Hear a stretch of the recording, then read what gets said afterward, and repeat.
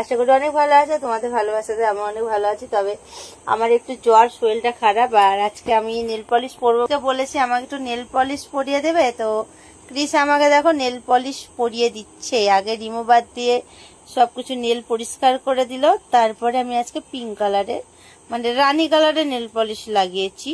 একটু পরিষ্কার করতে সাইড দিয়েছি। এ বাবা, এই দেখো ওপরে লেগেছে। তো কেমন লাগলো তোমার নেল পলিশ পরিয়ে, বলো বলো। তাকাও না, ভালো ভালো, এইদিকে তাকাও, একবার তাকাও। ও ভালো। এই দেখো কত সুন্দর নেল পলিশ পরা থেকে একটা পায়ের নুপুরি খুলে দিয়েছে, দেখো দেখেছো পলিশ পরায়। আর আমার না প্রচন্ড সর্দি লেগেছে, জ্বর। এই দেখো নেল পলিশটা লেগে গেল কি তোমার বুকে, এই পায়েরটা। জ্বর, চোখ দেখে তো বুঝতেই পারছো, দেখো চোখগুলো একদম ঠান্ডা লেগে ফন ফন করছে। তো এ বাবা লাগেনি,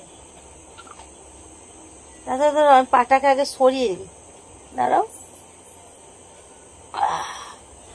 দেখো মেকআপের সব জিনিস পরিষ্কার করছে না, রাখছে এই ব্যাগের মধ্যে রাখা। আমার না একটা মেকআপের বক্স কিনে তো বাগো, ওই এই এক্সট্রা ইয়েগুলো রাখার জন্য। পায়ের নুপুরটা পরাবা না, তাহলে এটাও খুলে দাও। কেন খুলে দাও? তো একটা নুপুর পরে কেউ ঘুরে বেড়ায়?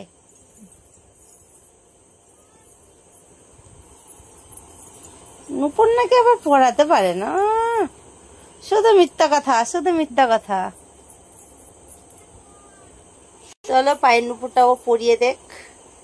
আমার না প্রচন্ড জ্বর এসছে, মাথা যন্ত্রণা, আর গা হাত পা প্রচন্ড ব্যথা। মনে হয় এই বৃষ্টিতে একটু একটু জলে ভিজেছিলাম পুজোর মধ্যে, তখন ঠান্ডাটা মনে হয় লেগে গেছে আমার, তার জন্য এরকম অবস্থা হচ্ছে।